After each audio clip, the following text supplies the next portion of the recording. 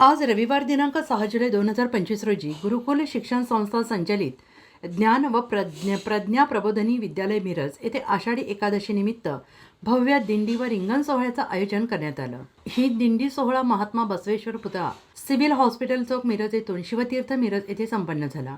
शिवतीर्थावर रिंगण सोहळ्याचं आयोजन करण्यात आलं। या निमित्ताने शिवतीर्थावर भक्ती आणि शक्तीचा अनोखा संगम पाहायला मिळाला। सदर कार्यक्रमासाठी संस्थेचे अध्यक्ष माननीय श्री मोहन वनखंडे सर तसेच संस्थेच्या सचिव माननीय सौ अनिता वनखंडे मॅडम, संस्थेचे उपाध्यक्ष सागरदादा वनखंडे सहपरिवार उपस्थित होते। या कार्यक्रमासाठी शाळेचे समन्वयक संतोष जाधव सर, ज्ञान प्रबोधिनीच्या मुख्याध्यापिका सविता पाटील मॅडम, प्री प्रायमरीच्या मुख्याध्यापिका स्वप्नाली मेंढे, प्रज्ञा प्रबोधिनीच्या मुख्याध्यापिका कविता सातपुते मॅडम, ज्ञान प्रबोधिनी माध्यमिकच्या मुख्याध्यापिका अमृता शिंदे आणि सुजाता कदम मॅडम व शिक्षक आणि शिक्षकेतर कर्मचारी विद्यार्थी उपस्थित होते। सर्व विद्यार्थ्यांनी उत्स्फूर्तपणे सहभाग घेऊन कार्यक्रमाची शोभा वाढवली। टाळ्यांच्या गजरात आणि विठ्ठलाच्या हरिनामात सर्व विद्यार्थ्यांनी सक्रिय सहभागी घेऊन भक्तिमय वातावरण तयार केले। रिंगण सोहळ्यामध्ये सगळ्यांनी सहभाग घेऊन कार्यक्रमाची शोभा वाढवली।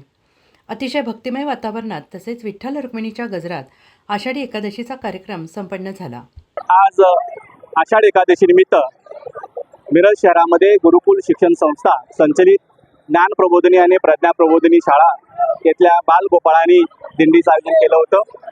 खरं तर या दिंडीमध्ये एवढ्या मोठ्या प्रमाणामध्ये जवळ 1000 विद्यार्थी पालक या दिंडी सोहळ्यामध्ये सहभागी झालेले आहेत आणि आज आपण रिंगण सोहळा मिरजमध्ये शिवतीर्थावरती घेतोय। त्याला एक मोठं महत्त्व आहे। आपण म्हणतोय की भक्ती आणि शक्तीचा संगम झाल्याशिवाय कोणतेही कार्य यशस्वी होत नाही। या भक्तीचं प्रमोद शिखर असणाऱ्या पांडुरंगाची आज आषाढी वारी आणि त्याचबरोबर ज्या शिवतीर्थावर आलोय ते या महाराष्ट्राचं व हिंदुस्थानचं आराध्य दैवत छत्रपती शिवाजी महाराजांच्या समोर आपण ही रिंगण सोहळा करून आरती करून आपण खूप मोठ्या भक्तिभावानं ही दिंडी सोहळा आपण साजरा केलाय।